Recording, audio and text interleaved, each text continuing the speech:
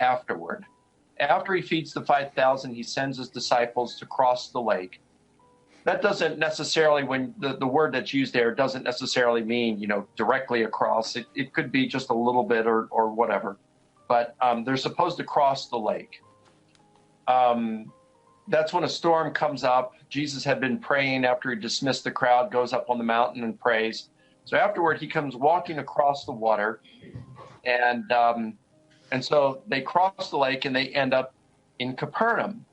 All right, and pretty much so you got Matthew, John, is compatible with Luke here. Okay, they're supposed to cross the lake from Bethsaida.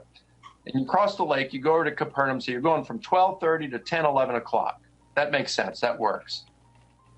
What's really interesting is in Mark, Jesus says, cross the lake to the other side.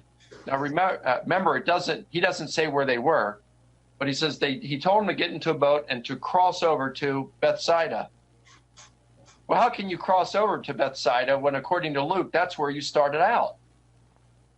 Well, you might try to explain that that's really difficult, I think. That's really difficult unless you want to engage in that hermeneutical gymnastics of some sort. No, I just and okay, so then they land in Capernaum. Just one thing to note: hermeneutical gymnastics. I've heard this used many, many times before. In my own seminary education.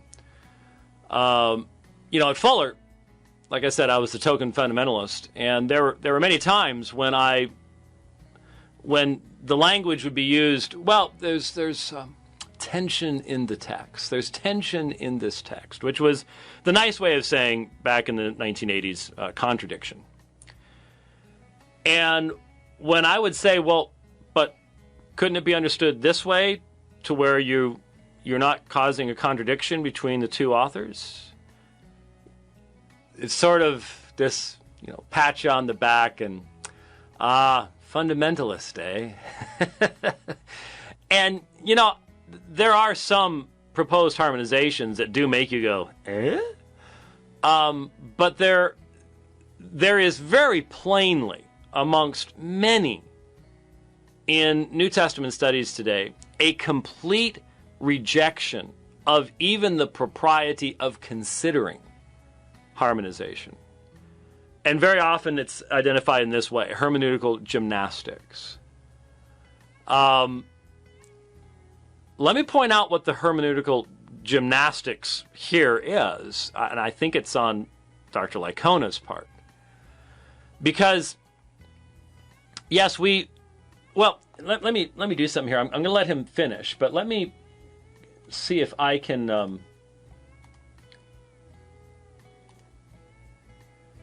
Did that bring Logos up for you?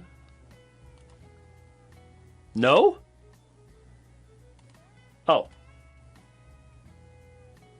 How about now? Any way to zoom in on just the map there? Okay. Let's see if we can do that. New program, man. Give me a second. I'm repeating exactly what I'm hearing through the not quite soundproof wall, which evidently sounds to many people like the Peanuts adult voice. I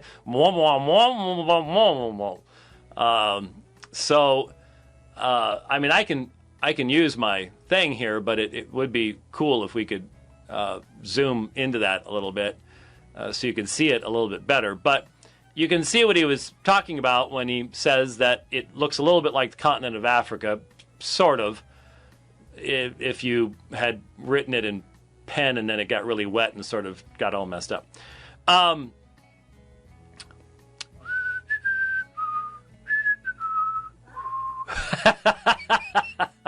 Well, that looks... Hey, there we go.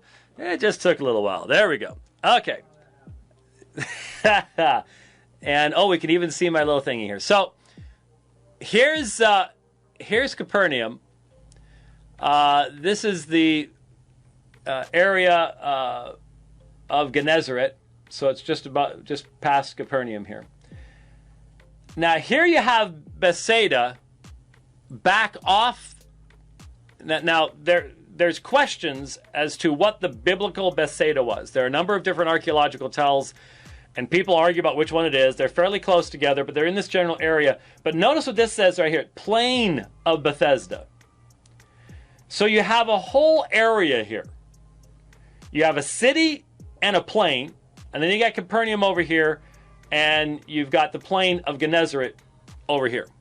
All right? So that's what he's talking about here. So Luke says it's over here. And here's the problem, folks. Mark says it was over there too. And I don't know how Dr. Licona missed this. I really don't. You say, how do you know that? Because it specifically says in Mark 6:45, immediately Jesus made his disciples get in the boat and go ahead of him. Kai again eis ta peron pros Bethsaidon. And so under the other side, and of course the issue is, what does pros mean? Pros can mean to Bethsaida, but anyone who spends much time reading Greek and dealing with Greek prepositions, especially when it comes to travel and things like that, knows that that's not the only way that it can be translated, especially in talking about directional travel. Well, here's the problem. If you understand 6:45 to be Jesus commanding them to go to Bethsaida, using pros in that way, here's the problem. What you have happening is Jesus walking on the water after this. And where did they then land? Mark 6:53. When they had crossed over, they came to land at Gennesaret and moored to the shore. Well, here's Gennesaret. If this is where Bethsaida is, then you cross over and you pass by a perfectly valid use of pros. You pass by Bethsaida on your way past Capernaum and landing here in the plain of Gennesaret. So if you take it the way that Dr. Licona is taking it, you are creating an internal contradiction to Mark, let alone a contradiction between John and Luke. One of the reasons, for example, John has been brought up because remember when Jesus talked about the feeding of the 5,000,